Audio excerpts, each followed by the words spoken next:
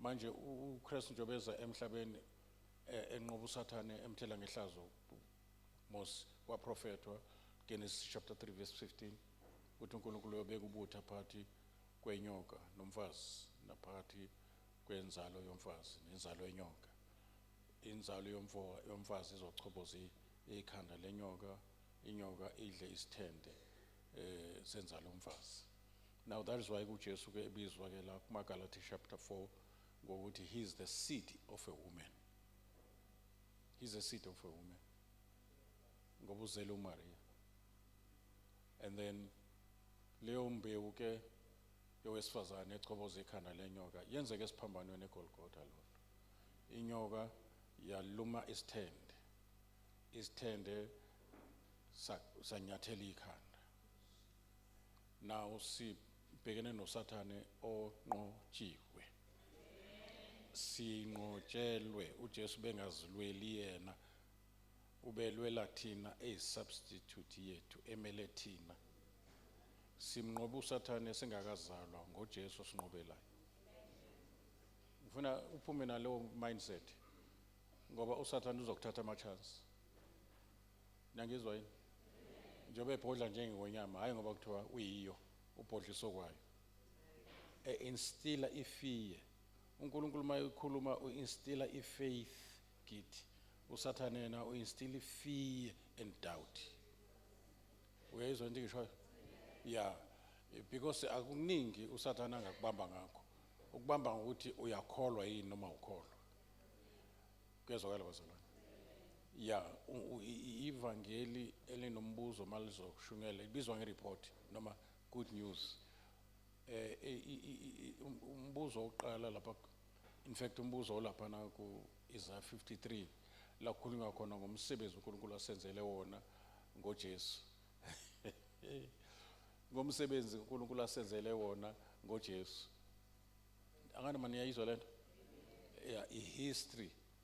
Ngihlale ngisho ke history. uIsaiah ubona isimanga sika Jesu osefile. Wanqoba ukufa, wanqoba izono zethu, wanqoba yonke into sathathelelwa kwenziwa yonke into kodwa njalo uJesu usazozalwa. Kodwa sekuyi history already because that's how God works. Ngiyangizwa bazalwane. Ngisho izolo la ngathi yesterday before yesterday ukuthi uNkulunkulu into azokunika yona ile aqala ukunika yona ungakazalwa. Manje lithi iBhayibheli amandla akhe amakhulu asiphile noma asinikile izinto zalokhu kuphila nokuphila okuzayo. Ngamanye amazwi lento ozoyicela uNkulunkulu akunike yona ile aqale wakunika yona ungakabikho. Uyayizwa lonto? So now i-key verse yethu kule mvuselelo amaHubo 144 verse 1 okhona oyiphethe asifundele yona. Nalapha nakuma encwadini kaTimotheo isahluko sokuqala isifundo ke esihlale sisikhumbuzane ngaso lesi kodwa uMoya oNgcwele uyayibeka enhlizweni ukuthi siyigcizelele indaba yokuthi sibizelwe kwi-spiritual warfare. Sibizelwe kwi-spiritual warfare. Sibizelwe kwi-spiritual warfare. Ngiyangizwa bazalwane? Yeah. Sibizelwe kwi-spiritual warfare.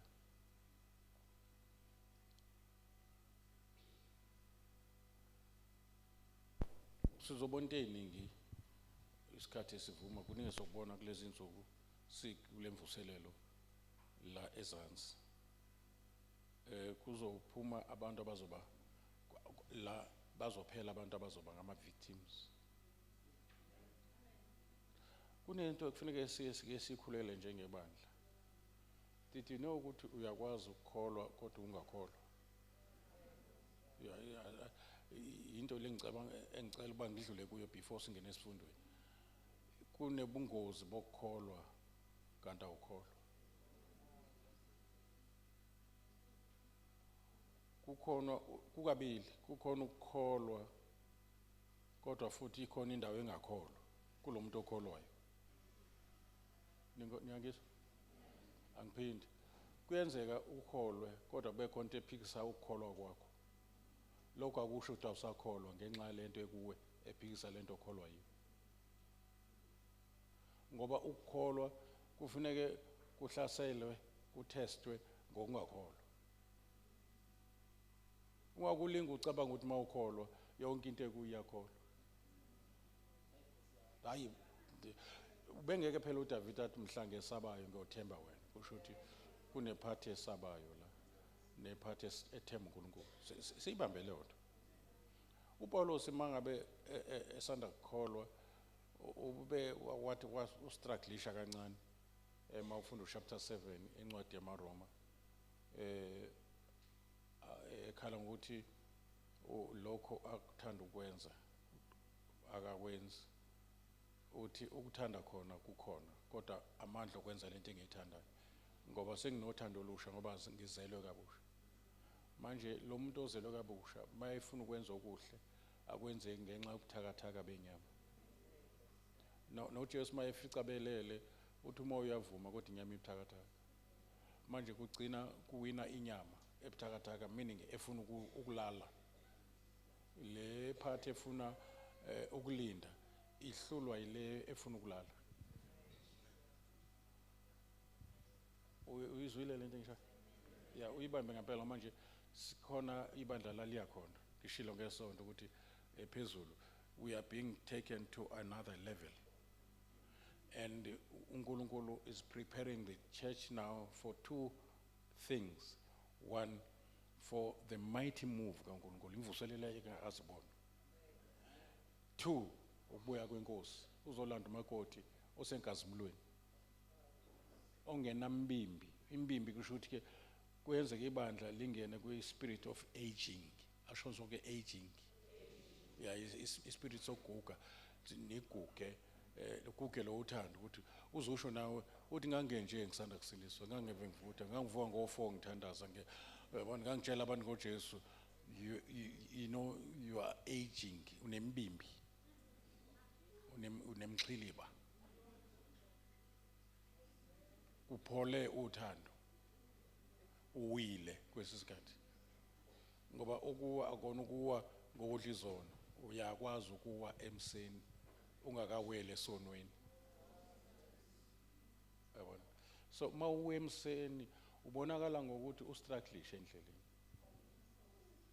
Uwe emseni awukawi ukuthi uyodla izono ukujole wenza yonke lento. Usawe nje emseni. Usawe othandweni. Angana manezwe ngisho. Ya manje iBhayibheli lithi lo liyathanda owawunalo usanda kukholwa angathi alisekho. Bese lithi khumbula lapho uwe khona usuwile phela. Kodwa usinisiwe uyezulwini makhalicilo kodwa uwile futhi. Ave ubuhlungu kuwa usindisiwe. Ngoba uzokwenza izinto zokuwa. Kuzoba nzima ukuthi uthethele umuntu mayikonile ngoba uwile. Uwe emseni usukhohle ukuthi nawe uthethelele. Wathi umzalwane ezoxolisa kuyena wathi umzalwane angilala ngimoya ingcwele engihlupha angikhulumanga kahle kuwe. Uyakhumbula? Sikhuluma izolo. Ngikuphendule kabi. Uthi lo mzalwane asikho nesidingo ukuthi ungicela uxolo. Ngiyekuthethelela ungakoni. Wathi usho kanjani mzalwane? Mina ngidlala phela, mina ngiserious ngizocela uxolo. Ngoba siyathanda ukuyenza nzima into elula. Into elula into enzima. Sengisho kulezi zinto uNkulunkulu athi masizenze. Akasho ukuthi asenze into esikwazi ukuyenza. Hawu, nangizwa. Mayithi bani ingcwele ngoba mina ngingcwele. Can you do that? No, forget. Once uthi uyazama nje, uzama ngemizamo yakho, usufeyile ungakaqali. So akazisho lezi zinto kumuntu ongakholwa ngoba akekho kuye. Ngithini manje? No, akazisho lo umuntu owazenza ukuthi bani ingcwele. Uma ngasuka nje ngiyelapha nje la kuhlala khona amaphara ngithi bani ingcwele ngoba uNkulunkulu ungcwele. Bangathathi iwunga bathi uvela lapho. ngiyakutshela nje ngoba ngitshela abantu abafile ukuthi abenza into yabantu abaphilayo. Yabo ingakho uJesu ethe ngaphandle kwami khohlwana ayike into engayenza. Ungaqali.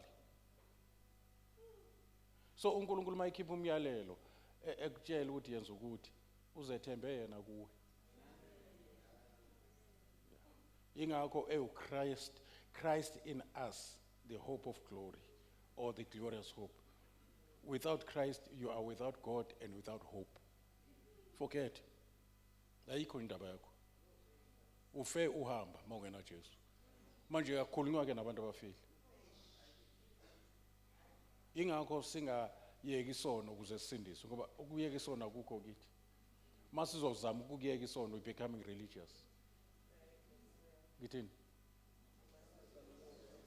Masothi sengifuna ukuyeka ugwayi ngoba manje sengicabanga ukusindiswa manje. Yeah. Manje ngeke ngisindiswe ngisho. Ngicabanga ukuthi ngiyeke ugwayi notshwala ngizozama koze kulunge. Uzamani hayi into izamani. Noma ungayeka ke awuqualify ensindisweni ngokuthi yeke ukubhema. Awuqualify ensindisweni ngokuthi ube yilungele. Bengaqala umuntu. No. Uqualify ngokuthi uze ngokukholwa. Nokuvuma ngomlomo. Bese wamkeliswa ukulunga okuvela kuNkulunkulu. Ngoba ukuthole ngokukholwa. Mawukuthola ngokukholwa kusho it's a gift. So kusho ukuthi it's a gift of love and grace. Usekhona la endlini? Yeah. So ngithange ngidlule kule ndawo ukuthi nje uNkulunkulu mangabe esho into ukuthi yenza lokho usho ngoba yena ekuwe ngaphakathi. Awukwazi ukuthuma ingane esitolo isebhokisini lomncwabo. Kungababaza wonke umuntu. Wesithembiso awuhambe phela esitolo walala kanjena nje. Akekho nje usithembiso uphumile la. Lo bekulalela mawukhuluma akekho. Nathi kuze silale uNkulunkulu kufanele singene uNkulunkulu. Finish. Abezwanga njalo ukuthi ngithini.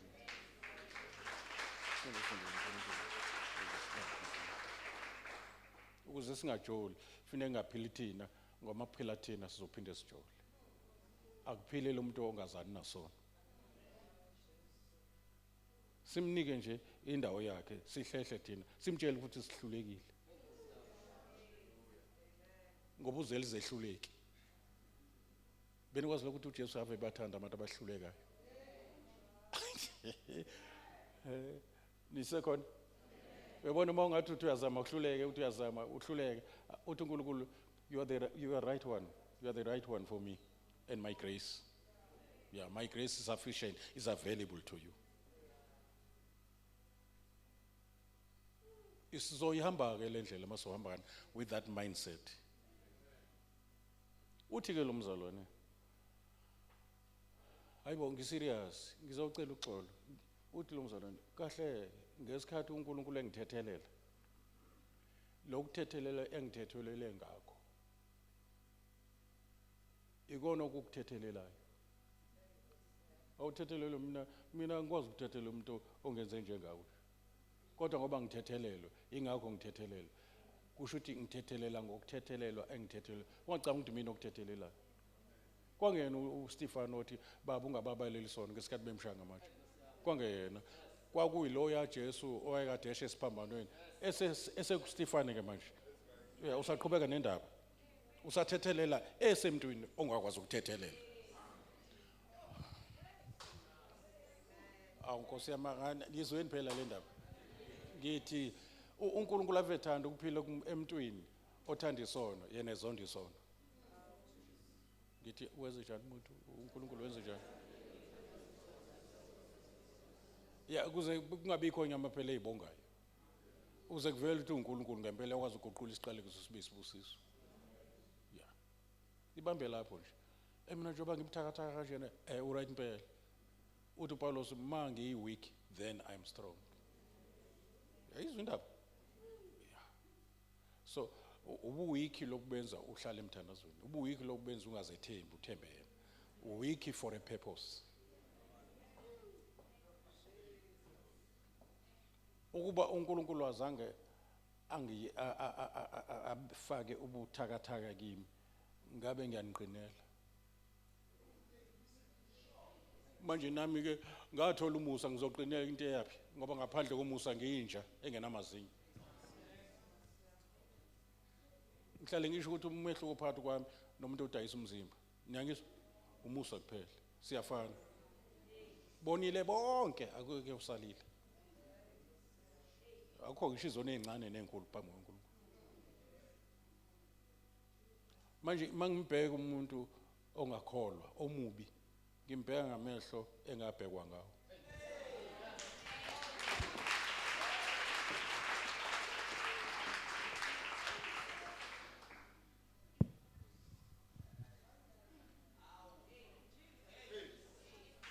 Bana bathi siyayizwa lento. Yes. Hey siyayizwa lento. Ngibanjwe uyena nje yonke leminyaka ngibanjwe lento enginitshelayo. Manje angifuni ngibambe ngedwa, ayikubambe nawe. Yes, ayikubambe nawe.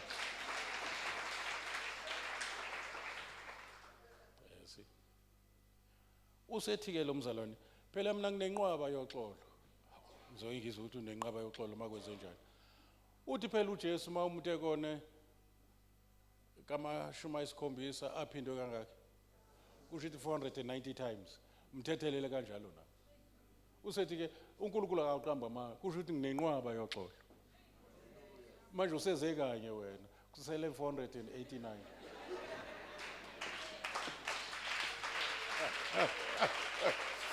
Akuthe wonder. Yakutshela. Alishoni la ngingazange uphazama. Ngayikhohlisi uJohn usho njalo. Hayi alisho nje ilanga. Hayi. Alisho nje ilanga. Noma ukwenze ngemicabango lokho, noma ukwenze ngokukhuluma lokho, noma ukwenze ngokwenza lokho okuthi kancane ukuthi kupheqe. Ngoba lithi iBhayibheli masingasho kanjalo seyikhohlisa. Iqiniso alikho ukuthini. Sizenza better ngesixhosa.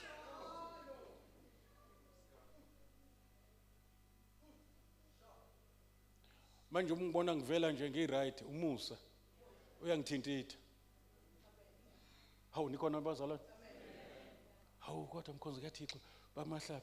Uyazi nje wena uyabona nje ngithi nawe mhlawumbe uthi uncoma mina nje lenkosi yami. Kanti uyincomela umusa. Lithi iBhayibheli umusa uthola inkazimulo ngokwazi ngokushintsha umuntu onjengawe. Umusa kaNkulunkulu it is for the glory of his grace. Uthi ngivele ngimuhle phambi kwenu. Anganoma nisekhona yini? Ngizithole ngenza into engihlulayo. uNkulunkulu asoza akwenza izinto okwazi ukuyenza. Soza khohlwa akuyena uNkulunkulu loyo. Ngitheni konje? Sengithini? Hayi ngeke. Angisho ukuthandaza nje. Mawuyisontele ungasindisiwe. Usoxolisa abantu banasithandazele. Hayi mina ngikwazi ukuthandaza. Yazi uyangisukela ke lo muntu. Ngoba wena ujwayela umthandazo ofundwa phansi. Noma ujwayela ubaba uthi esezulwini. Nikhona abazalwane? Noma ujwayela lo muntu yabona lo mthandazo wobugagu. Baba sisa kuwe wena osikolo sesimehla bovu esabhula amabhiko phezu kweJerusalem wena njani njani kaThixo kwendakala ngalo. Kanti ukhuluma into engekho uya actor nje oyazi yonke lento ayisho. Uya impressa nje akuzokani ukuthi uthini.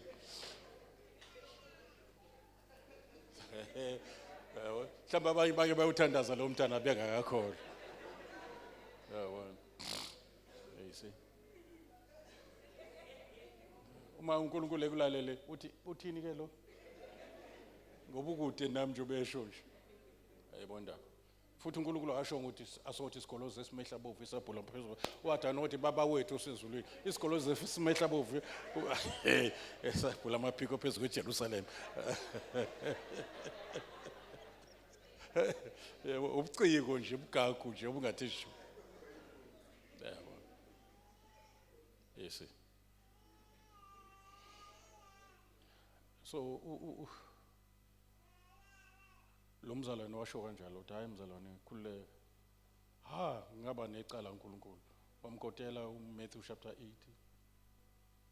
umuntu owahlulele ukuxolela umuntu amkweletayo yena exolelwe esikhulu isikweletu uyabona kuba uzoxolelwa kwesikweletu sika 1000 kodwa umuntu okukweleta 100 uthi ngeke ngixolele ngifuna imali yami la kodwa wena usanda kuxolela 1000 okuhlulwe ukukhokha manje ukuhlulwa ukuxolela umuntu okukweleta 100 izinto esizenzayo lezo yabona umbambela amaqhubu umzalwane Nkosi yami umbambela amaqhubu makhelwane ngoba engenisa izinkukhu zadla iklabishi sokuze kuyoshona ilanga amadimoni angene ngomlomo kushona ilanga uthukutheliswe iklabishi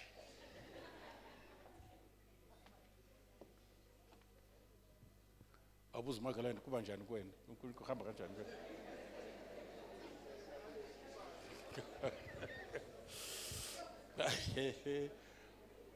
Hallelujah to Jesus.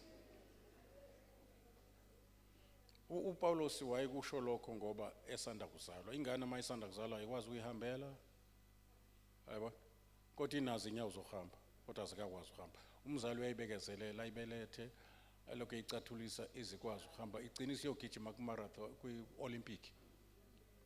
kwi-Olympic gijima umuntu owakwacathula kodwa emayedi umntwana manje ugijima kuyi-Olympic kunjalo ukukhula spiritual ayise kunjalo ukukhula spiritual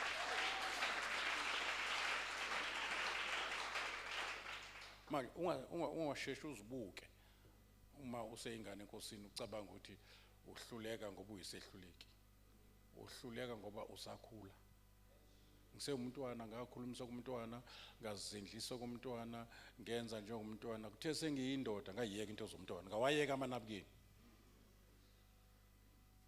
ngayeka ukuncela ngebhodlela ngadlela eplatini ngoba nje into zomntwana kufanele ngiyishiye konje khona lento ukuthi umntwana alungiwe ibele ena 2 years bese na 20 athi sengikhumbula ibele wema kusekhona kulelo bele khona okwasala uphinde uyishile wena ibele uphindele back kuyakhulwa kubheke phambili ungabisabheke emuva uyayiyeka into zomntwana zokutetema ukuthi uhletshiwe ziyasala lezo zinto eze ukhula malibonge igama lenkosi ukukhula ke kuvela kuNkulunkulu uyena uthi uPaulos mina ngiyatshala uApollo uyacenceshela ukufundisa ke lokho ukutshala kusho ukuvangela abantu basindiswe then ukutshala kusho ukubafundisa labantu abavangeliwe basindiswa ukuze bakhule uNkulunkulu ebesedlala indima yakhe yokukhulisa lento ecenceshelwe umfaka inkingeni uNkulunkulu uma ungena iappetite yezwi ngoba uzokukhulisa ngani yes umuntu kaNkulunkulu akhuliswa amakhorus nokukhuthala enkonzweni ngoba mawukhuthela ungakhulile uphinde ukhubeke khona la ekhuthaleni usibonise uhleli phansi ungasakwenzi lutho hawu sekwenze njani ushone ephi lo mzalwane wayekade sisiza ngokulungisa izitulo la hayi wakhutshwa bakubana nomzalwane lapha yabona into zomntwana zonke lezo tshela makhelwane into zomntwana zonke lezo ubuza umakhelwane wakho kunjani ukhulile nomkhulu phela umbuze nje ungesabi ungamesabi umbheke emehlweni yabona glory to Jesus yeah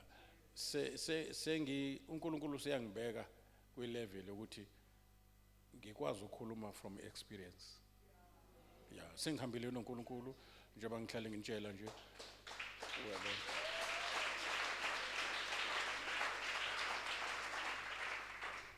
ungethuswa abantu abathi kuwe usheshe wayigagamela indaba kusindiswa uzowa kunzima la insindisweni ngiyabona usibani angithi wayesebenza naye emsebenzini ekutshela ngoJesu evuda phela uyambona ukuthi udakiwe manje nawo musu lokubuka imoto ezinqikile buka lezi ehamba emgaqweni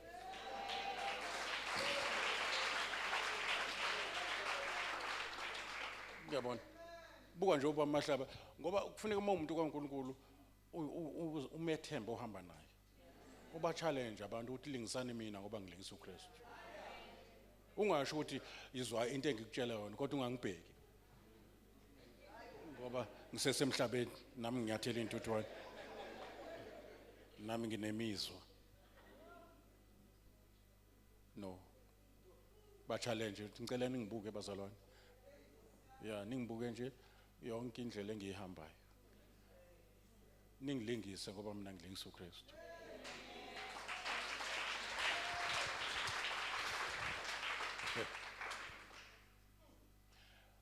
na imfihlakalo into zikaNkulunkulu are impossible ngaphandle kwami aninakwenza lutho it's an impossibility only Christ can make that impossibility to be a possible you can't save yourself save yourself ushiwo ngoba uJesu ese usavior esengaphakathi save yourself from this untoward or crooked generation save yourself akusho umuntu ongakholwa bese kuthiwa work out your own salvation akusho umuntu ongakholwa kusho umuntu ono savior ngaphakathi enakhona kuyachazwa kuthiwa you work out your own salvation because God works in you so to work out is the byproduct of God working in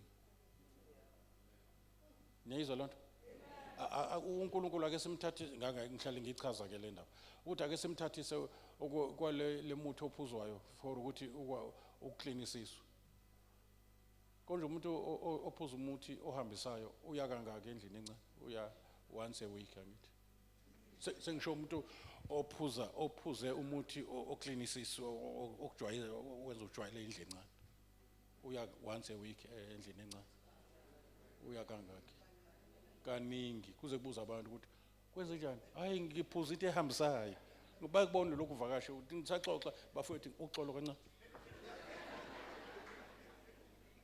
so now into yenzayo bayibona abantu you are working out yebo kusho ukuthi ukwenza into abakwazi ukuyibona abantu because umuthi is working in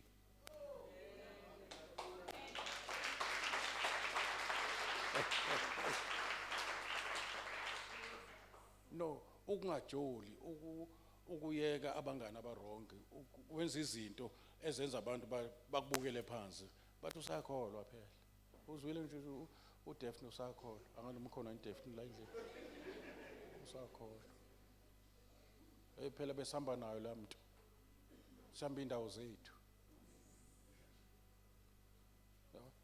esikoleni manje afrequent kulezi yandawo ufrequent endlini kaNkulunkulu because God is working in now he is working she is working out ubonakala ephethe iBhayibheli enkonzweni she is working out she is praying working out something that can be observed that can be seen yabo so but akekho work out engekho work in uthi uJesu manimona ngenza lokho ngiphilisa abagulayo ngenza imisebenzi emihle how God anointed Jesus who went about doing good setting free those that were oppressed of the devil because the Father was with him and he says the Son can do nothing without the Father if Jesus can say that what about us can we do anything without Jesus no that is why indima kaMoya Ngcwele is so important asho nje indima kaMoya Ngcwele ngoba iability kaJesu ukuthi angenzise lokho okufunwa kuye is in the Holy Spirit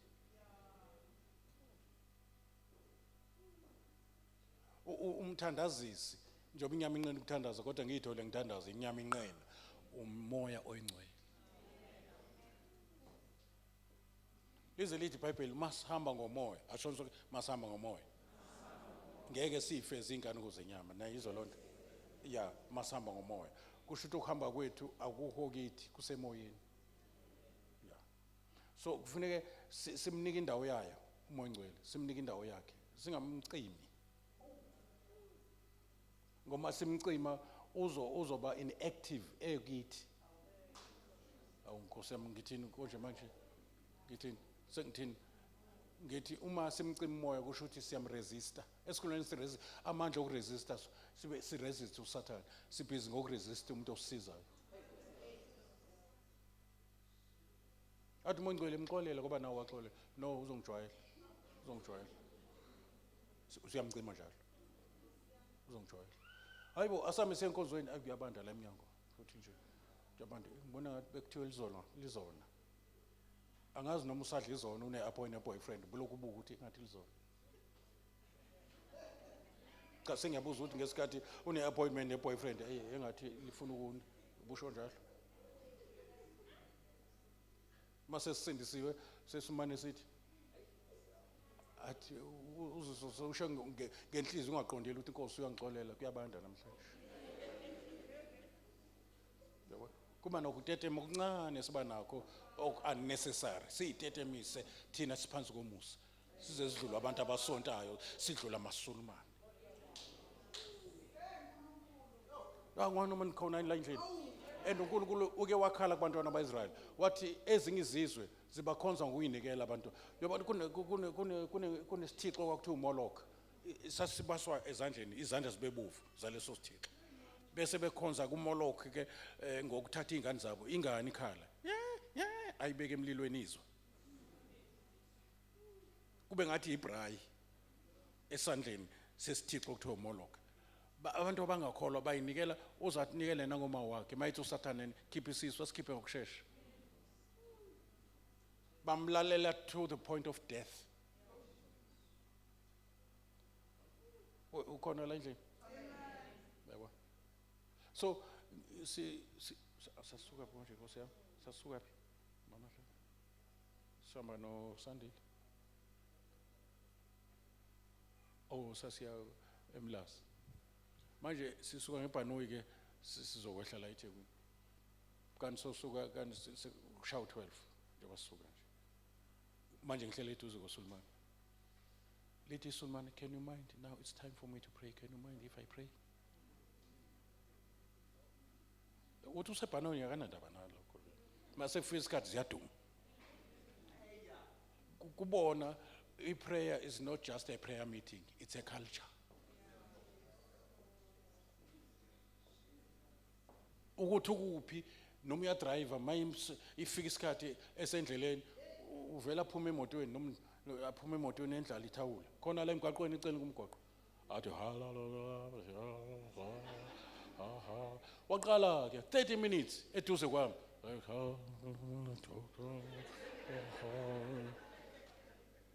ithi into emingapha ithi into kimi ngaphakathi ngiyakholwa ukuthi umoya ngcwele nani manje ngikhonza kanje. Nani manje ngayike ukutetema ningikhonze ngalendlela.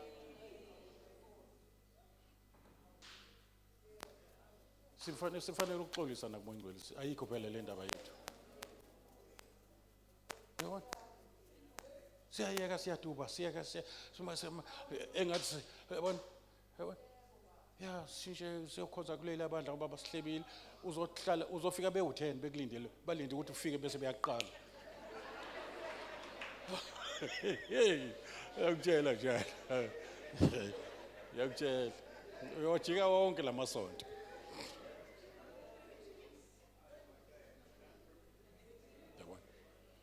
They've sold their soul to their gods. I feel like singathi singasho nithi umphefumulo wami, umoya wami, umzimba wami Nkosi. Lithi iBhayibheli ibandla laseMakedonia la limpofu ngesimo sokuhlukumezeka. Kodwa lezo ukuthi ngathi kunomnikelo oqoqwayo eKorinte. Uqoqelwa abazalwane baseJerusalem ababe kuyipheseko behlukunyezwa nabo ngenxa yevangeli.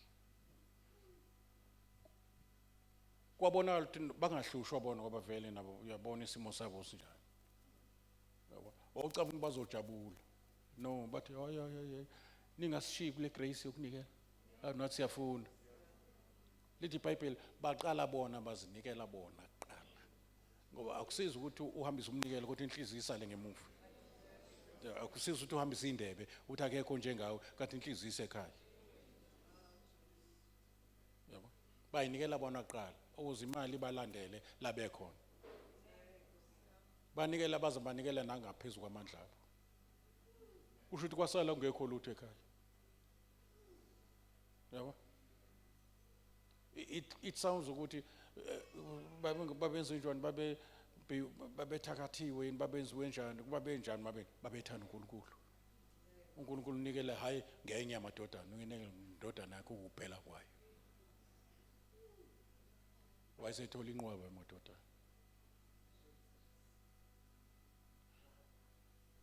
uNkulunkulu sibizele kuthini sikhonze singabheki nesimo singabuzi inyama negazi. Aningizwanga singenze njani masikhonza singabuzi ini? Yeah, mongayibuza inyama negazi awubheki ukuthi kunjani eminyango. No, awuyenzi lonto.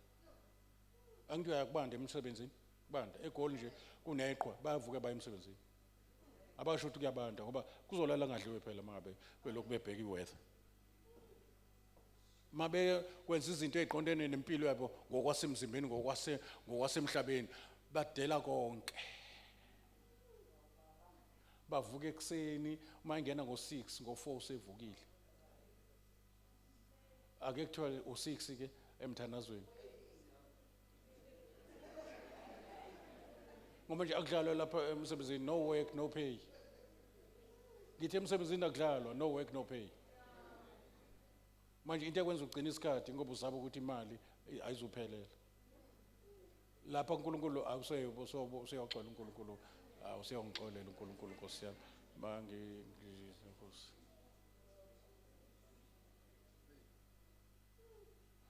Singalicela inoxolo kuMoya Ngcwele sikuhlukumezile kodwa. Ya satetema sakhalala kufuneka sijabule khona sajabula kufuneka sikhale khona. uJesu mayethi nibusisiwe xa benithuka benizingela. Uyabona nansi igama lokuqala asilinaki. Nibusisiwe xa benithuka benizingela bekhuluma konke ngenxa yami. Jabulani nithokoze ngoba umvuzo wenu mkhulu ezulwini. Kunento yokuqala ekhulunyiwe ongazange uyizwe. Neyokugcina futhi ongazuyizwa. Ulibele ukubuka le phakathi nendawo. Ithi le part nendawo xa benithuka benizingela bekhuluma konke okubi ngani beqamba amanga mhlambe bethi uyajola ungajoli. Akasho ukuthi khalani. Utheni? Shishani jabulani nithokoze abese sishiya kanjalo kithi. Sijabule into engayindako. Ngoba umvuzo wenu uyabona mayethi uNkulunkulu mkhulu umuntu vele emkhulu naye edala izwe nomhlaba yonke into ngaye inkulu. Mayethi mkhulu kusho ibheke lonto. uNkulunkulu akakhulumi ngosize wethu. Uyazi ngimangele kunenkanyezi ephindwa 2 million times to the size of the sun. Yes. Ilanga, I want to say ilanga liphindwa 1 million times ukuze lingane naleyo nkanyezi 2 million times. Umhlaba kufanele uphindwe 1 million times ukuze ulingane nelanga. Umhlaba lesikuwo kufanele ngosize uphindwe 1 million times ukuze ulingane nelanga. Ilanga kunenkanyezi kufanele liphindwe 2 million times ukuze lingane naleyo nkanyezi. Cabanga lo muntu ukuthi umuntu onjani loyo. Manje mayithi umvuzo wakho mkhulu ezulwini. Jabula ngempela ke lapho. Mkhulu okwangempela futhi. Ngesikhathi utetema khonto imosha uNkulunkulu abhiza yenzayo. Ngalokho kuhletshwa kwakho. Khonto ikhona ipromotion eza nayo. Manje usufail itesting. Ngeke usayithola ipromotion. Kunendawo uNkulunkulu engeke kusakufaka kuzo ngoba ufailile. And ufailele nakulento yokwazi ukuthi akuhletshwa wena ngoba kusaphila wena uKristu ophilayo. Manje uyathanda ukulunguza noma ungasadingeki. Noma esethi uNkulunkulu lemba kusiyona yakho uyaphanda ukuvela ukuthi ubukhuluma ngobani ubukhuluma ngobani.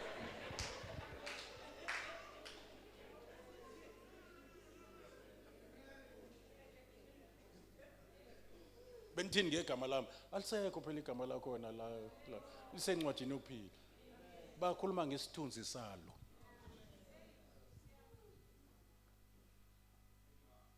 Akufuneki mangabe ukuhletshwe wena khale wena kufuneka khala uJesu wena ujabule.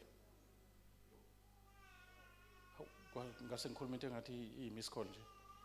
Saul ungihluphelani kodwa ngalo uNkulunkulu uthi yabo njengoba nihlushwa ngenxa yegama lami njengoba nihlushwa ngenxa yegama lami nihlushwa ngami nami sisekuhlupheni sobabili ngoba nikimi niphila kimi nami ngiphila kini uyabona ngihlala kini noma nani nihlala kimi ngesikhathi benihlupha bengikhona nami bengihlupheka kanye nani njengoba sihlupheka sobabili nje sobusa sobabili futhi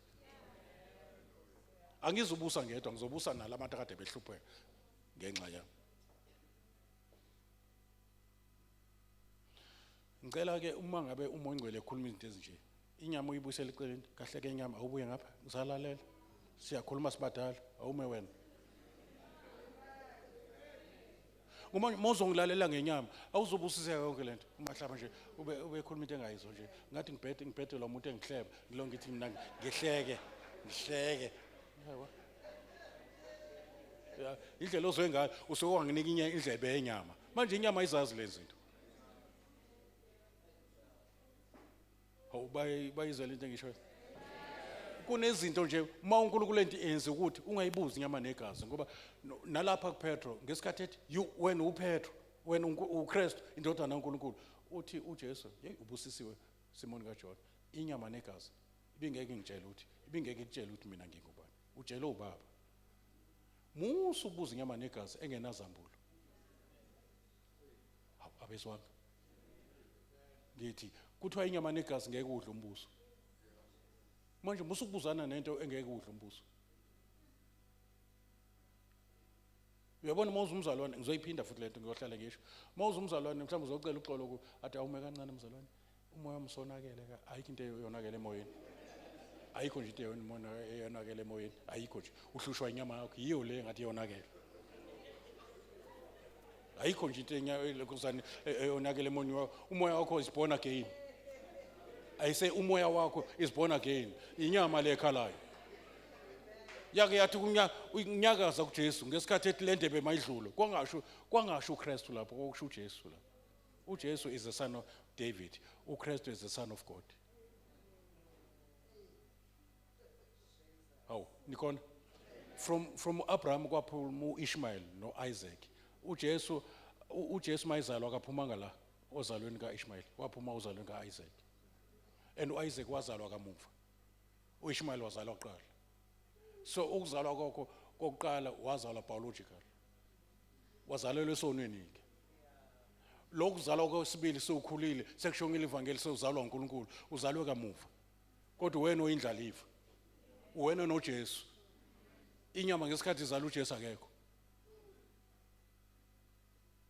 kodwa masuzalwa kabusha Jesus is there manje akufuneki ke uIsaac abuswe uIshmael kufuneka nje ke sixoxe isigqila nomntwana waso kusho ukuthi bulalana inkanuko zenyama manibe ngabafile niyibethele inyama nenkanuko zayo esiphambanweni ngoba izoniphazamisa uLot umele umzalwane owenyama umele umzalwane osingisiwe kodwa osahamba ngama feelings akhe mayicasuka liyacasuka usenama personalities akhe aka develop ipersonality kaKristu nama characteristics kaKristu akaveli kulomzalo akakaziveze izithelo zikamoya kusewuyena nje sewumthetho wakhe mina umthetho wami akubhedela kusewuyena nje usingisiwe uzelo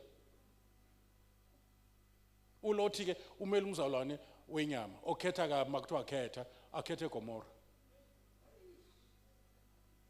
uAbraham umele umzalwane ospiritual okhulile enkosini ongasahamba inyama oholwa ngumoya ongcwele noma ama feelings athi ngeke ngimbingelele athi umoya uzombingelela ke wena uzombingelela uqonde khona awumntaka babanishani kodwa futhi ungahleki inhlenini uhleke ngempela ngoba akusaphili wena uKristu ophilayo ungalokho ethi ubusuthi ngasese engihlangane nalento manje angangazi ngizothini kodwa ngasale singiyibingelela nje no ukwenza intando kaNkulunkulu is to worship God did you know that ngithi ukwenza intando kaNkulunkulu kwenza njani shishana yeah is to worship God ukwenza intando kaNkulunkulu ukwenza njengoba uNkulunkulu esho that's an act of worship manje uthi uNkulunkulu ufuna worship kanjani ngomoya yabona inyama ingeni ayazi lutho inyama kwenziwa njani mangithi inyama ngisho ifall nature iadamic nature kunezinto njengoba ngikhuluma nje I-understand yona. Ngihlale ngitshela ukuthi mangithi kubantu besifazane, "Webafazi, thobelana amadoda." Inyama izothi, "Awu, sake savelelwa thina abafazi kwathiwa sithobe. Sithobele igebengu lesi."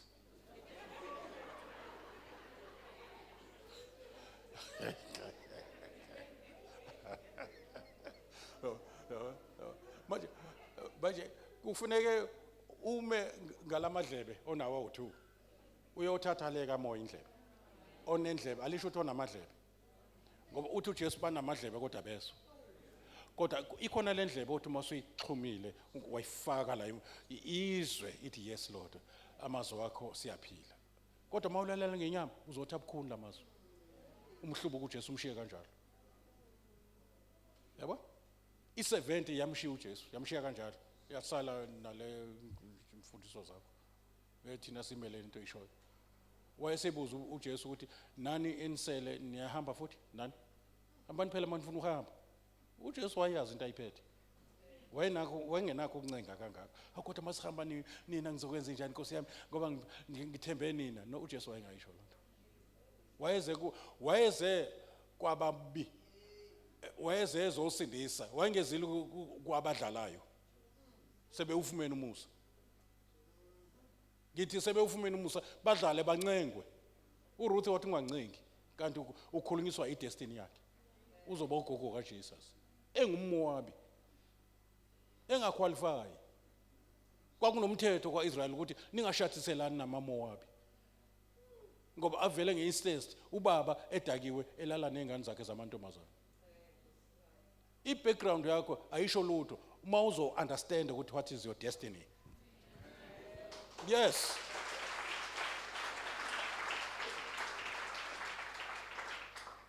Yeke indaba ye-background, yeke ukuthi uvelaphi. Khohlwa ukusemuva, God is doing a new thing. That is why you are a new creation.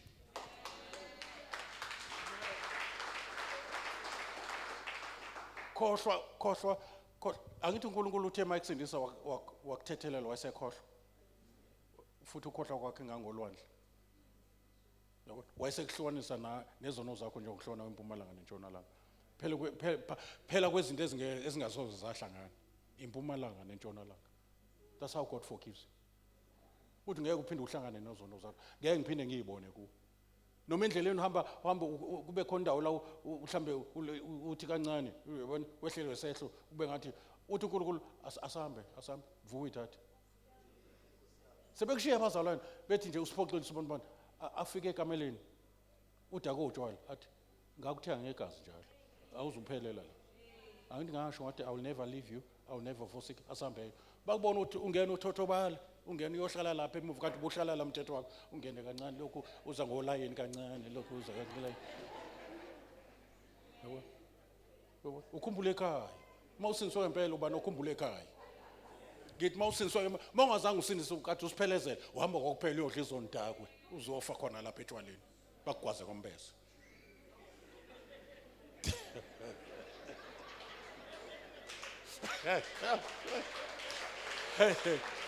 Angiyayibona.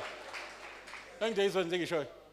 Yeah, lento ekwenza ukuthi noma usubuhlehlile uphinde ubuye wenza ukuthi imbewu ayigugi leyo ozelwe ngayo. Ayigugi imbewu ozelwe ngayo. Futhi ukuthi angisho ngithi awindawo.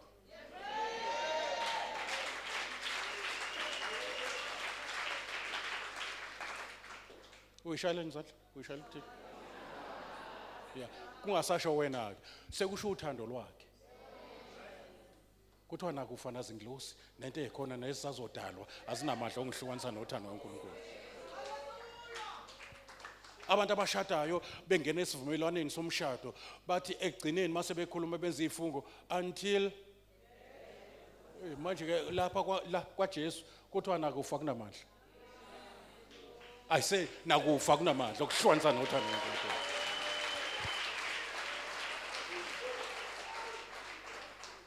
Kunevesi nje lingibusisa elivele lingenze ngirest.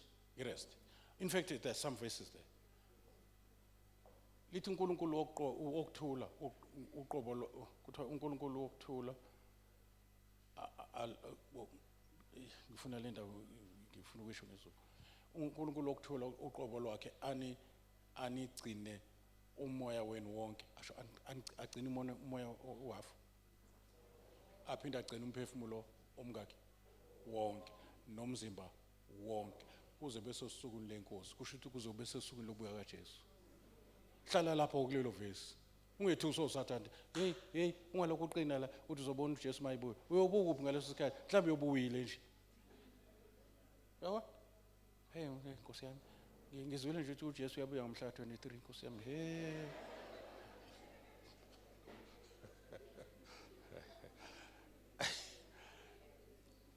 khona la kwaZulu Natal khona kade sebedayisa impahla abadayisa yonke into basule emsebenzini into ekhona le on record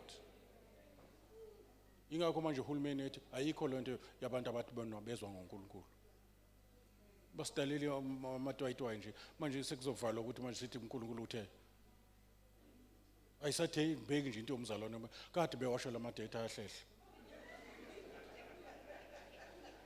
mina ngiyajabula bazalwane yazi ngiyajabula ukuthi kwenzeke kanje ngoba ngifuna kulokhu kungenza ngibe nesibindi ngibambelele kakhulu ezweni lenkosi ngoba lithe izwi lenkosi usuku alaziwe seniyalazi manje uzondelisa uNkulunkulu ngizosho kuze bekathathu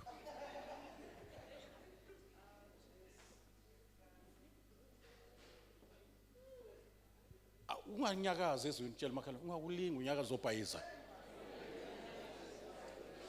uzobhayisa kwangempela futhi uzodayisa ngemoto manje angazi bayidayiselani kanti bayahamba baye ezulwini bazoyenzani lo mali bothenga ngayo ezulwini sekusho bazothenga ngayo ezulwini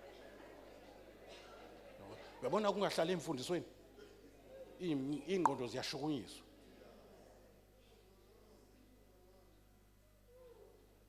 ungalali ungalifundanga iBhayibheli mawune smartphone ungcono ulalelele likhuluma iBhayibheli ulidownload ungalali ungadlile kodwa inyama ibidla isitambu isisheba nojeqo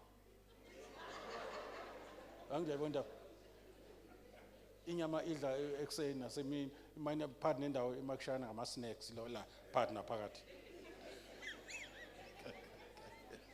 kodwa umoya ulambile ngaleso sikhathi kanti bekusho ukuthi umuntu akaphili ngesinkwa sodwa wena ushaya sona sodwa nje that's why inyama ikhumbule ezonweni isuthi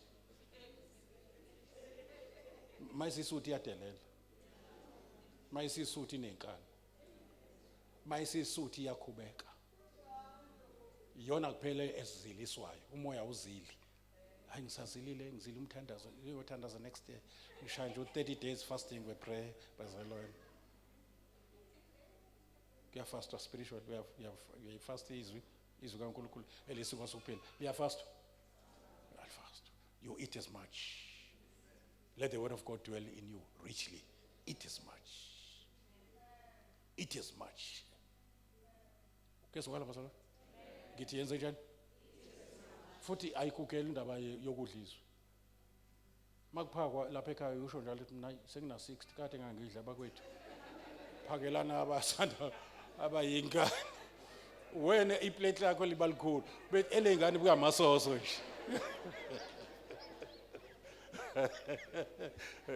igade zami ngizitshe ezincane ngoba zilingane nezisu zazo wena iplate elikhulu yabo so akugelwa ukudla as long usaphila into ezo sustain umphefumulo uhlala uhlangene nomzimba you breathe you drink you eat spiritually you breathe prayer you eat you drink the Holy Spirit and you eat the bread of life the word of God umuntu ongaphathi ifuna these three things kuyezwakala bazalwane ukuze ihlale ekwi relationship right noNkulunkulu so forget ke ukuthi khona into ongayenza ngishilo ngithe ngisuka nje ngathi uNkulunkulu akasoze athi yenza into okwazi ukuyenza masula ngithi wathi uNkulunkulu kade ehlulekele njalo Solomon uMoses okhulula abantwana baIsrael ngokubulala umGibhithe wathi wena ozohamba khona this time sewuhamba nami ke this time wawuhambela wedwa nje ngesikhathi yabo ngoba wawushiswa ubizo khona mehlo phakathi kwe calling ne ministry I calling is general sonke sibiziwe kodwa i-ministry is personal. Yilo ubizelwe lo i-ministry yakhe ile njenge-fivefold ministry akusifani kuma-ministries, kodwa sonke sibiziwe. Usekhona le ndlela? So wayeshiswa i-calling for i-ministry, yamshisa was deployer engaka-deploy. Kanti befuneka alinde uthi ubiziwe and ne-ministry yakhe isekukhulelweni Israel. Kuyezwakala bazalwane? Sekufuneka manje alinde i-appointment ne-deployment. Wahluleka lapho. Wathi ulamla lapho ukuthi manje nina nase ninwa nodwa. Esikoleni bathi hey ngampela sironge silwa sodwa. But no. Musuzoyiqala la kithi lento kade uyenza lapha eMgibhide. Ha, wezwe ukuthi kanti yaziwa lento kanti ubethi phela akekho waziwa.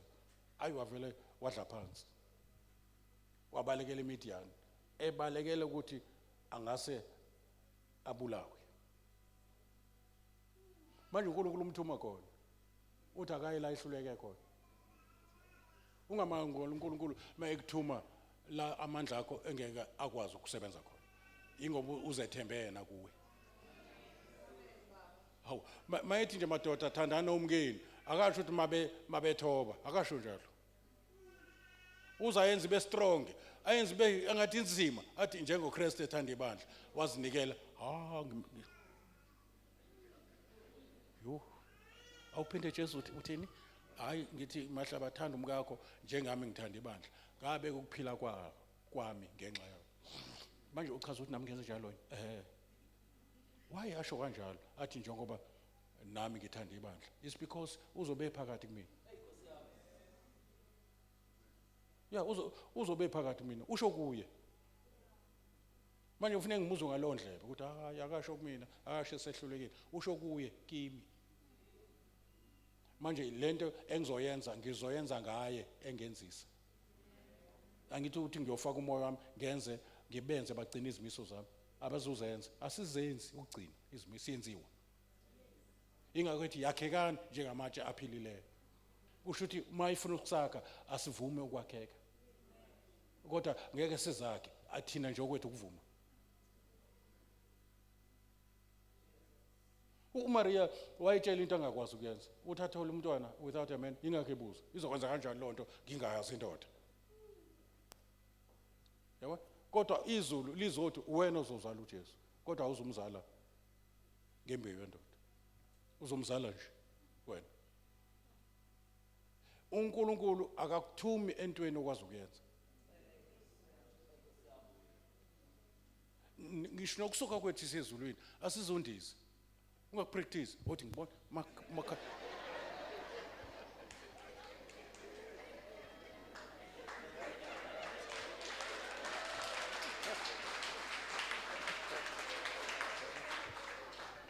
uthi ngibona mase kufika irapture uthi ngibona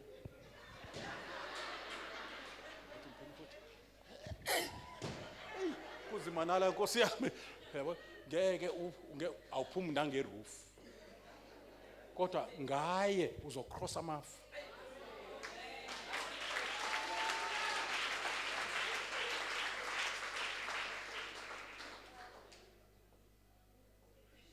Nishayela nzala yazi ngithuka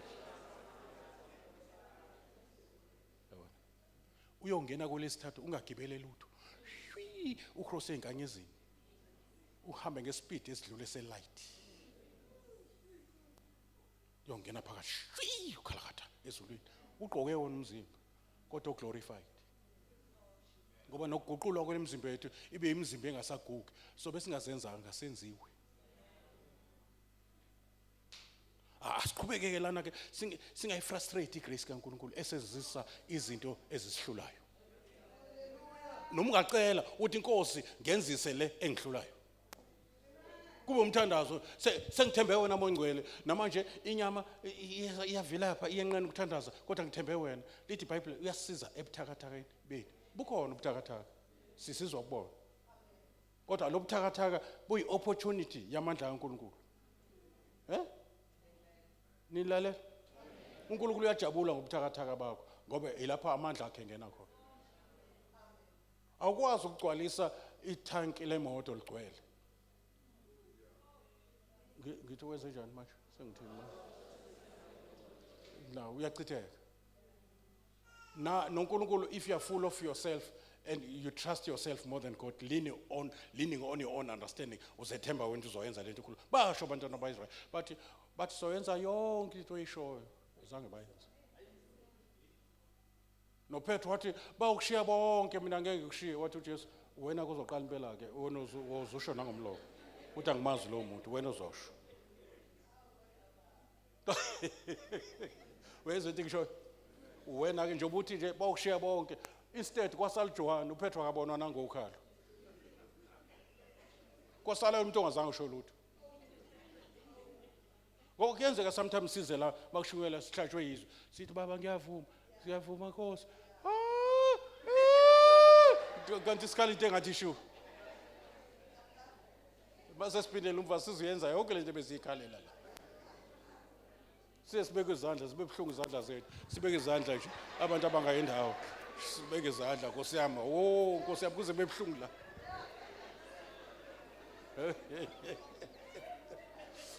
Kanti sibeke izandla kubantu abakhala njengo-Opa. Abakhala behlehla. uRuth wakhala yeya. Ngithi uOpa wakhala ehlehle ebuyela koNkulunkulu bakhe bakubo. uRuth wakhala enamathela. Ngicela ubuza umakhelwane ukhala kanjani?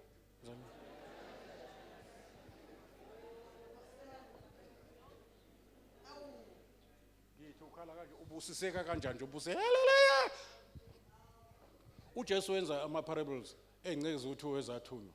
Leyo qala yavuma yathi Nkosi ngiyaya. La ungithuma khona ngishona khona. Wathi lo munye mayithunywa wathi ayi angiyimi mina la. Kodwa lo othe ngiyaya wagcina engayanga. Lo othe akayi kwawuyena oyayo. Manje uJesu uthi uyabuza ukuthi ubani oright kulabantu abawu2. Uthi impendulo ithi yilo othe akayi ngoba ugcine yile mayithunywa inkosi. Sizohlangana ezulwini nabantu akade bebuya ngathi abayingeni indaba yethu. Sihlangane nabo phambili eparadise. Bagcine beyile.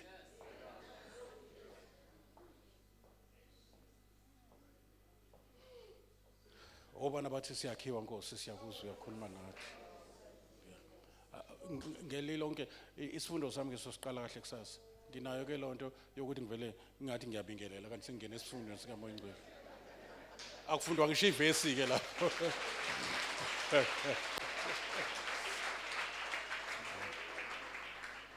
Isihloko sanamhlanje sithi uNkulunkulu sozathi yenza into okwazi ukuyenza.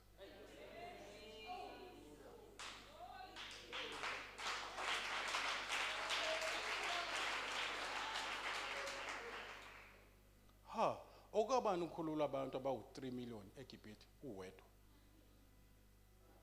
Hamba Mose ukhulule abantwana bakwaIsrayeli. Kodwa uqale kwasho yena wathi ngikuzwile ukhala kwabantu bami. Ngikwazi ukuhlupheka kwabo.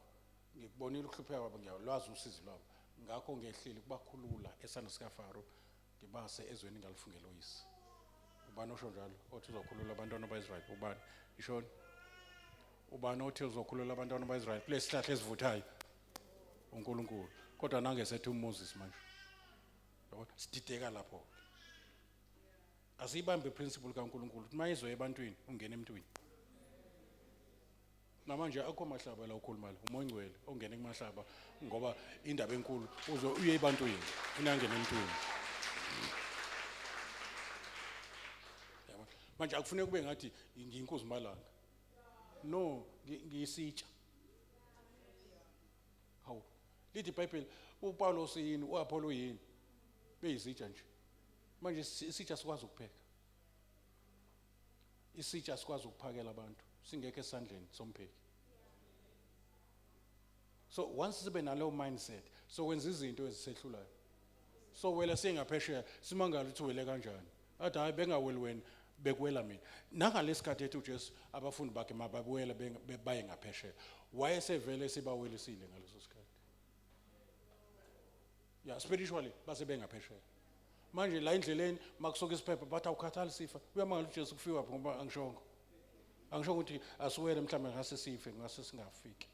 Ave sithanda ukukhuluma into sesishunyezwa istorm. I challenge you today, whatever storm, it can be financial storm, when I we right standing with God. And ubamba ukusho kwakho, ungabi nandaba ukuthi ubonani ngamehlo.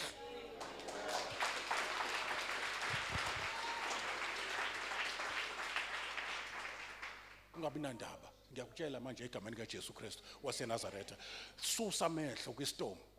Ungathathi imessage yestorm ngoba uzofa. Awukhathali nasifa. Imessage yestorm uthi uzofa. Imessage kaJesu uthi siyawela.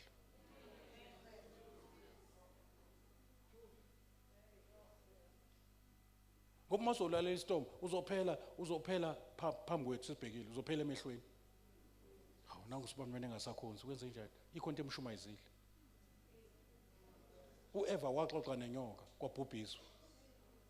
uMaria waxoxa nengilosi kwasindisizwe. Indaba isekutheni xoxa nobani?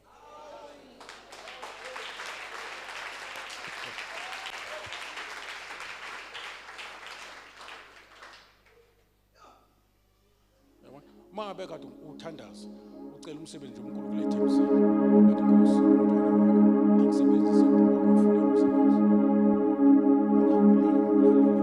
istorm sokuthi umsebenzi istorm leso wena ubanike umsebenzi une chartered accountant akasebenzi ungashungezwa ungayi yabona uMaria ungayi umfazi barren iya ku Elizabeth okhulelwe.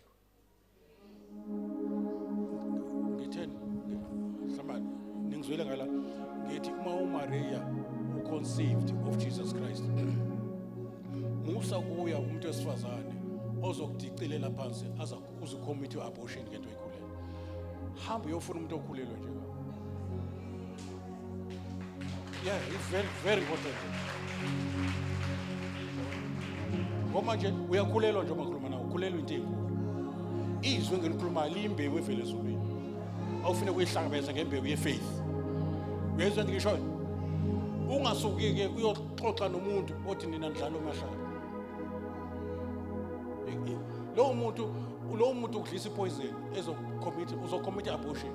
Ubusubona zonke lento engikutshela mhlawumbe umprofeta phezukwawo zingenzeki zonke lezi zinto ingoba udle into engadliwe. Uphinde walalela umuntu vele naye ungazali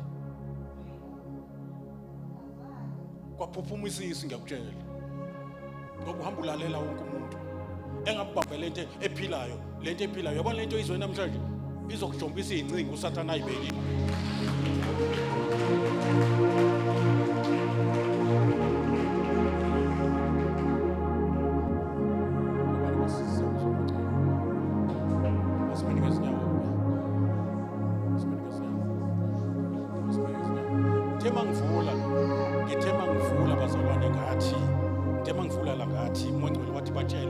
I'm preparing this church of the last days, the end time actually, because the end time is the end of the last days.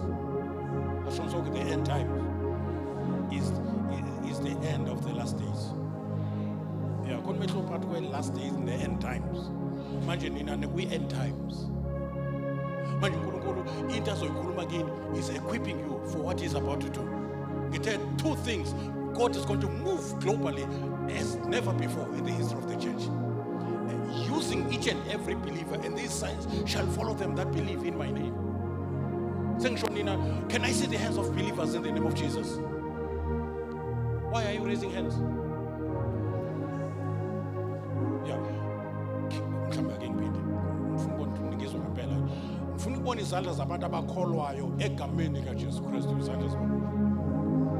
Let me tell you this again. You should never follow after signs. Signs must follow you. I say never.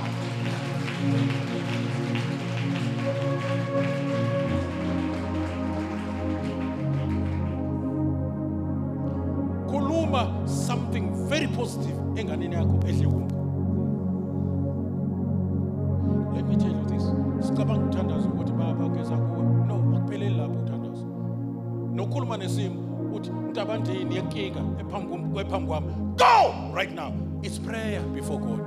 That's prayer. That's a commanding prayer. You are instructing situation. You are decreeing a thing as a king. To decree is to make law. Impilo yakho nomndeni wakho must be based on divine laws. Yenza ama decrees. I should say decree. Yeah, it's a legal term, decree. If you decree something, it becomes law. Angeke usathana ishintshe umthetho wala ekhaya obekwe inkosi. Inkosi eyiwe nami ngoba uJesu uyinkosi yamakhosi. Manje wasenza amakhosi nabapriesti. Hey!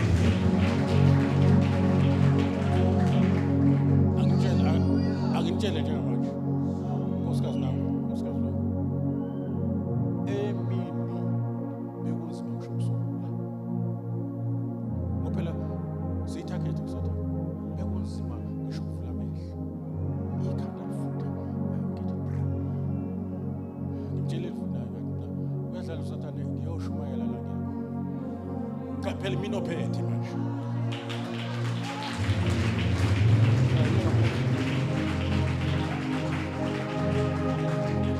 I want to be honest with you. Kunezinto njengokuthi uPaulos athi thatha intwana yewayini ngenxa yesisu sakhe. Kusho ukuthi kwakunento edemanda iwayini. Hayi leli lidaka nayo. Njengoba uthi uJesu wenza iwayini. There are 9 types of wine eBhayibhelini. Awodwa lo alcoholic. Kwezinye indawo kubizwa kuthiwa yiwine kanti it's a fresh fruit ephuma bekuba khona ngesikhathi kudliwa lo laba abenza ukudla bebethatha ama grapes balokuzana kune wine press somewhere kuthathwe into ephuma lapho ibisithathu izobekwa etafuleni fresh wine njengasemshadweni uthi le wine ayifani naleya. Manje ngeke akukho nje noma ufunda ama traditions akukho ubanele baphuzele kaJesu badakwa bayinhlabathi. Ungalifundi iBhayibheli konke lokho. Namanje abantu bebengazi ukuthi there are 9 types of wine ngaleso sikhathi as biblical. Manje isikhethiwe lesi siphuzo esinamandla kuthiwa ningayi kuso. Kuthiwa mawumholi mangabe umphuzi wewine leli elidaka nayo. Kuze kuthiwe lapha ku Proverbs liyideleli iwayini. Ubane mkhuzuko ongazi ukuthi uyithole phi budakiwe mos. Yeah, kusho iProverbs. Ithi isho phela ukuthi ubani okushayela. Hayi bengidakiwe.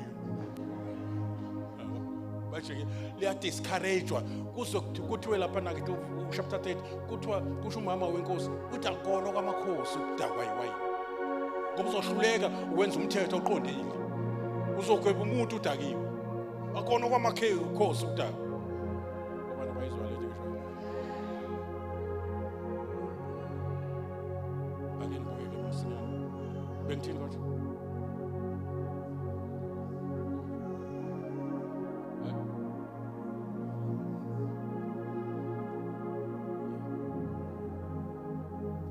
Nkosikazi wemphela ukhumbulo bengithini.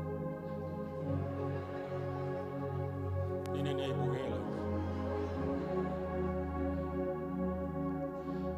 Bekusasho ukuthi hayi ngoba ngiyazi umuntu ophethwe ikhanda solo imphuzo izinephuzo lesishisa phuza a lot of water phuza once ngiyathandaza ngalo ngoba ngiyayizwa nalento ukuthi inako kuba ine-attack ngoba bengithe imvusela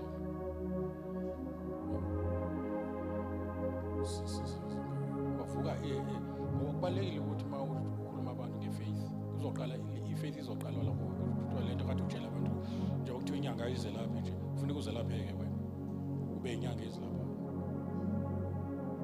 ngila njengokusho kwesu bengafanele ubeke ngibela kodwa ngoba i-faith eresistayo I am here bazalwane kufika isikhathi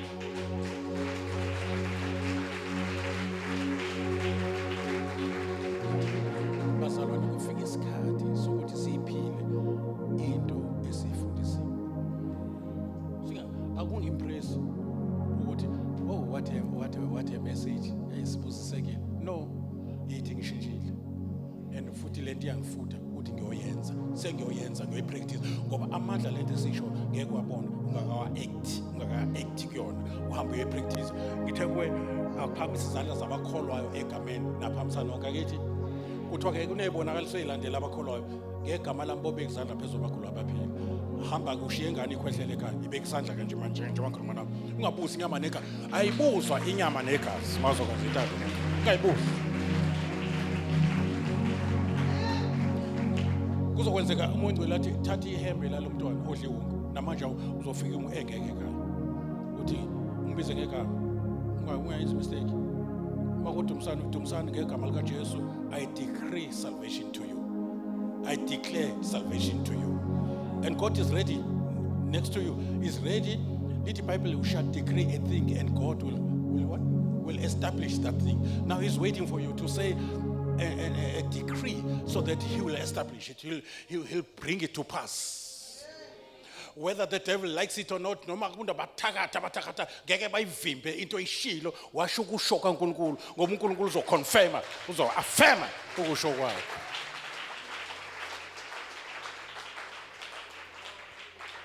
makufanele kuphume ekweletini uthi ngegama likaJesu ngiyaphuma athi uSathane kanjani uthi angeni mina lapha mina ngiyaphuma mangabe wazifaka esikweletini ngongalaleli cela uxolo uNkulunkulu njengamanje baba ukuba ngangilalele wena ngaba angikho kulesikweletu manje ngiyazisola phambi kwakho ngicela uxolo once ulungisane noNkulunkulu igazi lakhe liyakuhlambulula axolele and then busubuyela kwilokhuzana yakho ke manje usubuyela kwiauthority usuyakwazi ukutshela uSathane weyikweletu ukuthi Sathane sengilungisile noNkulunkulu ngeke kusema ke manje wena sikweletu vanish before my eyes right now in the name of Jesus get out in Jesus name you spirit say kweletu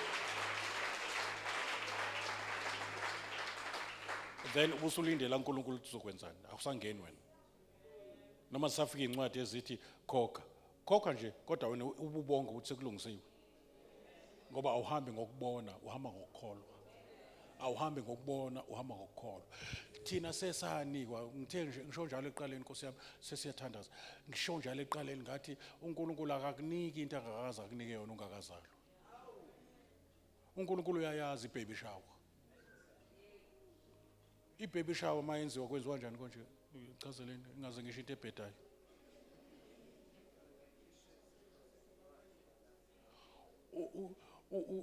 ibaby shower ayifani nabantu abanikwe izipho njengomakoti mabe kuthiwa yini ke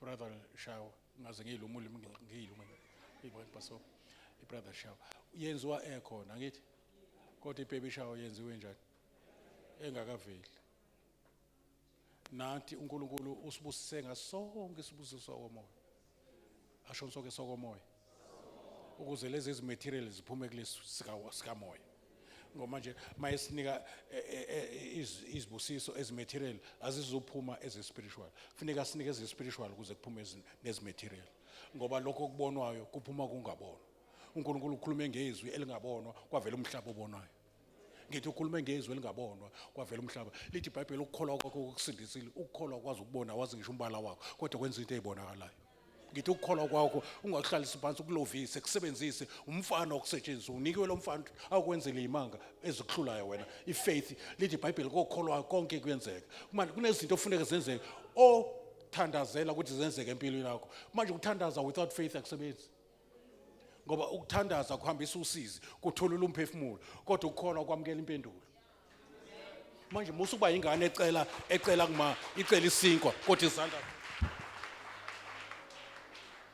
umntwana mayicela isinkwa izandla ziyaphi amen sheshana umntwana mayicela isinkwa kuma wakhe izandla ziyakuphi manje iBhayibheli ningacabanga ukuthi nokwamukela utho kuNkulunkulu ningakholwa kusho ukuthi ukukholwa ukwamukela yithi ucela uhambisa udaba lwakho uNkulunkulu izandla bezilindile ukunqaka uNkulunkulu ekunqakisa lento akade uyicela usekhona la endlini nqaka ngokukholwa ukuthi ingane zakho ziyakholwa nqaka ngokukholwa ukuthi ingane yakho iyasebenza nqaka ngokukholwa ukuthi ihunga iyasuka ukukholwa kudluza intaba ukukholwa kusiphula imithi glory to Jesus uyazi ngikhumbula ngimini umzalwane kuthiwa ubani konje lo mzalwane bani lo sase wayekhuluma ngokuthi you shall say to this tree be uprooted and be planted into the sea. Planted, and not thrown like a mountain. Be planted, transplantation. And be planted into the sea. Uthi lo mzalwane, this tree must obey you. Kusho uJesu uthi this tree must. Uma singawasebenzisa amagunya ethu uNkulunkulu asinike wona, isimo siya asibi nayo must. Ngizoyiphinda lento. No, ngizoyiphinda lento. Uma ukhuluma kwisimo esibhekene nawo, sesineminyaka sibheka nje, sasibheka ugogo, sabheka umawa, sesibheke wena manje. Manje wena uthi asisuke ngegama likaJesu. Uthi uJesu ngiyakuthembisa mawukusho lokho kulesimo egameni lami, it must, it's not optional ukuthi siyilalele lento isho, it's a must. It's a must. Makumsebenzi, it's a must lo msebenzi ngoba uthe uNkulunkulu owebayo angabeseba akasebenze ngoba ngesikhathi engakakholwa bephila ngokweba. Manje uNkulunkulu ukuyeka usukweba ucama uzophila ngani? Ingakho ethi sebenza. Manje uzosebenza kanjani umsebenzi ungekho? Based on what he has said, ithi inkosi ngifuna umsebenzi ngoba uthe wena ngisebenze ngingabe ngiseba. Ngokwezwi lakho ke nangu umsebenzi ngiyafuna ke inkosi. Ngiyizwa ndisho. Ngiyizwa ndisho. Obana bathi moyingcwele sesizwile sesicela ukuthi uphinde usisize kulento esizwile ingalahle ingacoshwa inyoni zezulu.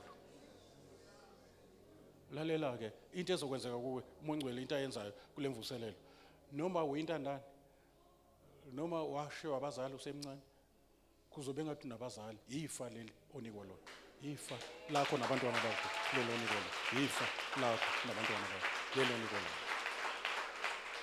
uJesu engakabuyi abanye bazonika a business idea ezobenza babe ngama-millionaire. Even uNkulunkulu akancane ukuthi asho namhlanje ku-October athi by December uzobe una 3 figures in your account. Ungalokhu ubuza into eningi ukuthi uzokwenza kanjani lona. Khalwa nje kuphela. Fear not, doubt not, only believe. Yabona njengoba sisinisiwe nje siye ezulwini sohlala ingunaphathe khona siye sakholwa ngenhliziyo savuma umlomo. Simple. Eternal salvation is just believing away from you, confessing away from you. Asekho umuntu ukhona uzolandela something ezulwini. Izwi liseduze nawe enhlizweni yakho nawo nasemlonyeni wakho. Uyakholwa ngenhliziyo uvume ngomlomo khalakata usingenele ezulwini ngoba it's a gift ungena ezulwini. It's a gift. uNkulunkulu busy namaphasela ayethu busy nama gifts. Kulama gift khona nokusiniswa kwengane zakho. Thatha igift ngokukholwa. uNkulunkulu nje ubuyicela lento uzokunika into akade kunike yona ungakabikho. Ngithini manje ngoba ngicizelele lento ungahambi kwayizwanga. Ngithi uNkulunkulu azokunika yona into akade akunika yona ungakazalwa. Manje lento ibisilende wena ucela nini bisiyangena. Ingakho manje uyithatha ngokukholwa not ngemsebenzi not ngokujuluka. Ukukholwa okwezinto esezenzekile akukona okwezinto ezizayo. Ithemba lezinto ezizayo. Abana lelo themba ukuthi mayebuya uJesu bazofana ithemba. Ukholo luthi manje faith is not faith shall. Faith is the substance of things hoped for. I'm hoping for, I'm expecting something, but if faith is now I have that thing before. Faith says ngitheke in la insukwini. Faith says it is so even if it is not so until it is so because God said it is so. So faith knows how to say what God has said in spite of circumstances. So faith keeps on saying it is so, even if it is not so. Until it is so, because God said it is so. Faith says, I am healed, even if I'm not healed, until I'm healed, because God said by his stripes we are healed. Faith says what God says. If God says by his stripes I am healed, ikusho lokho ungakazalwa futhi ungakakhuli. Ngizalwa nje sengaphiliswa ngemvimbo kaJesu. Manje sefuneka ifaith ithathe lokho kusho uNkulunkulu, ikiyeke ukusho imeko. Ungahambi nefaith ehamba ngemeko, hamba ngefaith ehamba ngezwi. Ngoba kawaqamba uNkulunkulu amanga. It is impossible for God to lie. I say, if God says you are blessed, say I'm blessed. Say amen. Amen means so be it. Amen means it is so. And amen related no Amun. Amen usho ukuthi kunjalo akube njalo. Amun usho faith in Hebrew. Amun no Amen they are related. So Amun uthi Amen. Faith it yes Lord. You must learn to say yes. Mighty uNkulunkulu, I will never leave you. Say, Lord, I thank you because you will never leave me. Yeah. Who has believed our report?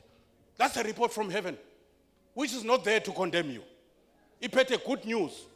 Izokutshela uSathane nqotshiwe, izifo ziphilisiwe, izothi sekukokhiwe ngegazi kaJesu wena izono zakho ziqolwe. Asiceli uxolo ngoba singazange sicelelwe.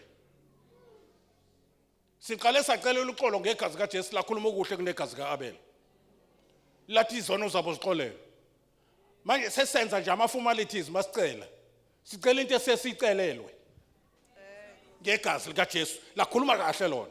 Kunegazi kaAbel elalimangalela umfowabo. ElikaJesu lathi baba ungasababalela lezono. They are justified as long as they believe in the work of the cross. The finished work nakhona. I said the finished work. Yeah, if the work is finished, that's why he's not standing at the right hand of the Father. He is seated. Manje iBhayibheli, we are seated with him there. Maye ehleli phansi is a sign yokuphumula ukuthi uqedile nawe hlala phansi mawuJesu ehleli phansi.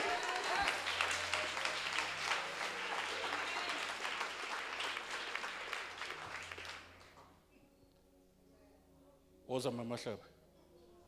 Sizodumisa, sizombonga uNkulunkulu ngaleli fa. Ngoba uNkulunkulu mayikhuluma uyadala. Ikhonto edaleke kuwe ongena ungayiphethe. Uzophuma na utshethe namhlanje. Hallelujah. Ake shayile izulu izandla bazalwane. Oh hallelujah. Indlela oshaya ngayo kuya ngefaith yakho ukuthi umkholelwa kanjani uThixo ukuthi lo kakushoyo. Oh hallelujah. Izwi lakhe lingephuthe. Izethembiso zakhe zinguyebo zingu amen. Usifunge yena ezwini lakhe ngoba engekho omkhulu kunaye angamfunga. Zingawe inkanyezi kodwa zingewe izethembiso. Oh hallelujah. Uma ukholwa ukuthi wenzelwe ibaby shower ungakazalwa, izulu liqedile, izinto zakho zilinde wena, shaya izandla ngoba uyangena ezweni lesethembiso ukulidla. Noma kuhleza ama-giants kodwa nqotshiwe ngegama likaJesu. Oh hallelujah. Hallelujah. Hallelujah.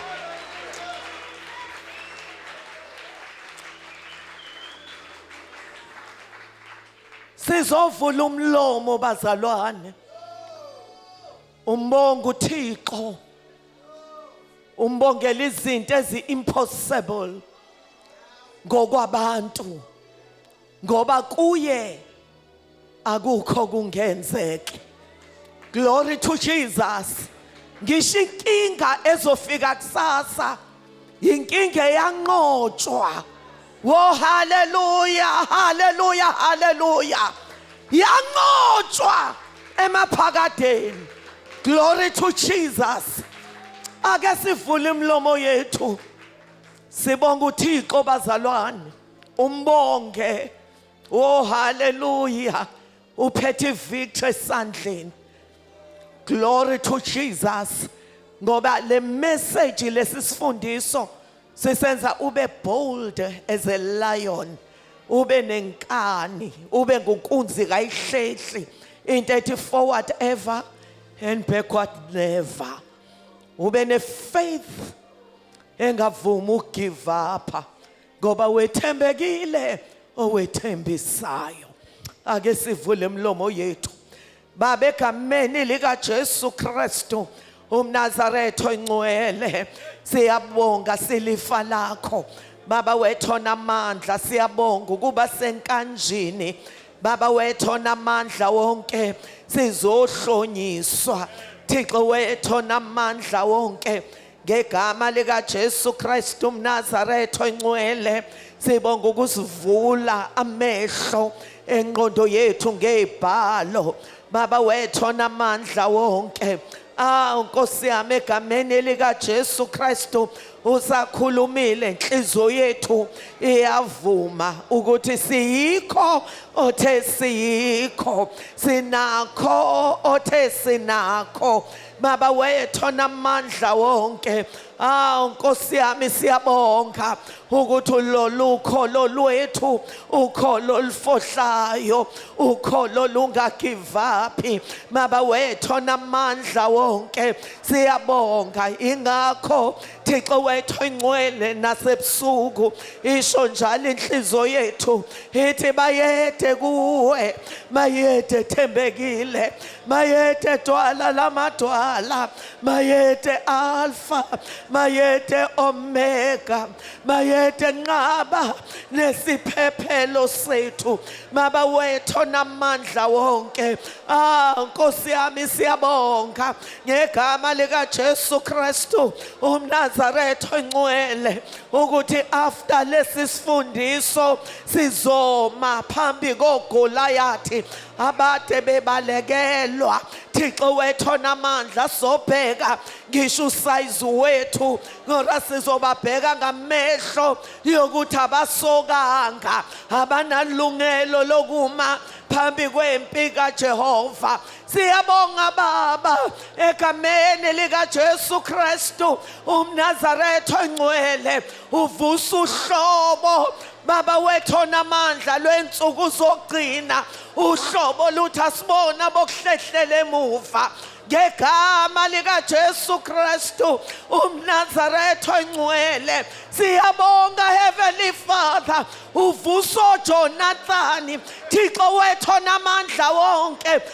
Nkosi yami abathi siyangena kweterritory yezitha to possess our possessions ngegama lika Jesu Kristu umNazaretha ongcwele moyo ongcwele kapteni wempi siyabonga mholi wethu siyabonga maluleko mangalisayo ngegama lika Jesu Kristu umNazaretha ongcwele siyabonga ukuthi sizofohla Thixo wethu namandla sizongena la kuthiwa kangenwa khona ngegama lika Jesu Kristu umNazaretha ongcwele ngoba zonke izimo ziyamlalela Thixo wethu namandla siyabonga ngegama lika Jesu uqinisa amabunzi ethu baba wethu namandla wonke we are fearless in the name of Jesus we are more than conquerors in the name of Jesus greater is he who's in us than he who's in the world if God is for us who can be against us lalela wena Satan namademon akho ngegama lika Jesu indawo yakho iphansi kwenyawo zethu ngegama lika Jesu sikushova phansi kwenyawo zethu ngegama lika Jesu ngegama lika Jesu ngegama lika Jesu ngegama lika Jesu siyahlwitha izinto zethu ozibambe ngokungemthetho ngenxa yokungawazi amagunya ethu kodwa siyazazi namhlanje ukuthi singobani kuKristu will never settle for less ngegama lika Jesu ngegama lika Jesu ngegama lika Jesu ngegama lika Jesu sikhuluma neMpumalanga Mpumalanga badedele abantwana bethu ababanjwe yidakamizwa siyabalanda ngegama lika Jesu ngegama lika Jesu siyaphuma esikweletini ngegama lika Jesu Kristu umNazaretha ongcwele ukuphila kwethu siyakuthatha siyak-applya kule mzimba yethu ngegama lika Jesu siyabonga Heavenly Father siyakhomanda ngegama lika Jesu Kristu umNazaretha ongcwele every evil powers ayinamandla ngegama lika ngoba uJesu wasinqobela. Oh hallelujah. Shaya izandla zakho ushaya ikhwela egameni likaJesu and decree and declare a thing. UThixo ready uku-establisha ngegama likaJesu. I-atmosphere iyavuma. Khuluma ngegama likaJesu. Khuluma. Decree a thing in the name of Jesus. Wow, hallelujah. Ikusasa lami ngeke lifane nezolo lami ngegama likaJesu. Izinto ebey'ntshotshiwe ziyabuya ngegama likaJesu. Ngegama likaJesu. Ngegama likaJesu. Shaya izandla zakho kakhulu. Uma ukwazi ukushaya ikhwela, ushaya ikhwela ngoba sisesayidini eliwinayo. Inqobile iNgonyama kaJuda. Inqobile. Shaya izandla zakho. Wow, hallelujah. Hallelujah, hallelujah. Umhlwenga obugundiwe umilile ngegama likaJesu. Ngegama likaJesu. Ngegama likaJesu. Ngegama likaJesu. Ay ay ay ay ay ay ay ay ay ay ay ay ay ay. Oh, hallelujah. Hallelujah. Hallelujah. Hallelujah. Thank you, Jesus. Shaya izandla zakho like crazy. Wow, hallelujah. Uma ukwazi ukukikiza, kikiza. Lilizela mlilizela. Wow, hallelujah. Sisho something kwelami moya ngegama likaJesu. Kukhona izinto ezinyakazayo. Wow, hallelujah. Noma ubucindezelekile uyaphuma ngegama likaJesu. Wow, hallelujah. Noma isimo seminyaka uyaphuma kuso ngegama likaJesu. Bakhona abakwazi ukukikiza. Bakhona abakwazi ukushaya amakhwela. Ikhona into ongayenza. Wow, hallelujah. Hallelujah. Umkhathi mawuyizwa ivoice yakho ngegama likaJesu. Ay ay ay ay ay ay ay ay ay ay ay ay ay ay. Oh Jesus. Moya ingcwele. Moya ingcwele. Moya ingcwele. Hallelujah. Hallelujah. Hallelujah. Hey, hey, hey.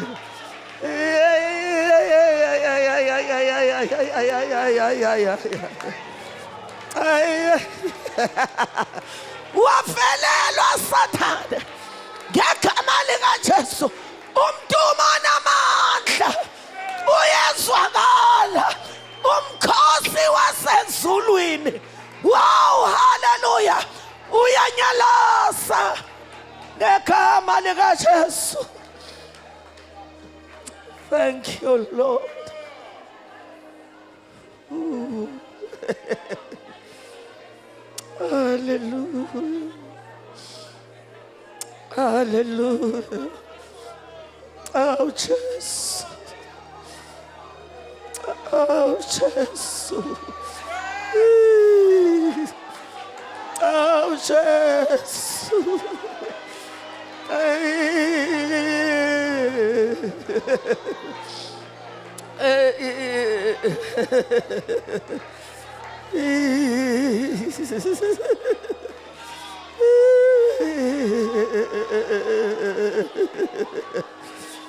Oh, Jesus. Hallelujah. Hallelujah. Siyabonga Baba. Busisifa lakho. Nkosi yami siyabonga.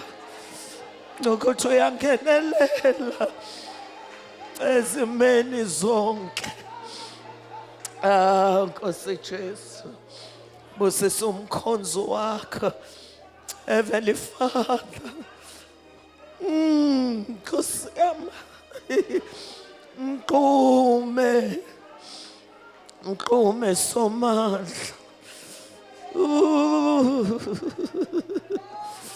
Mfukamele, Mfukamele, Mfukamele, Mfukamele, Mfukamele.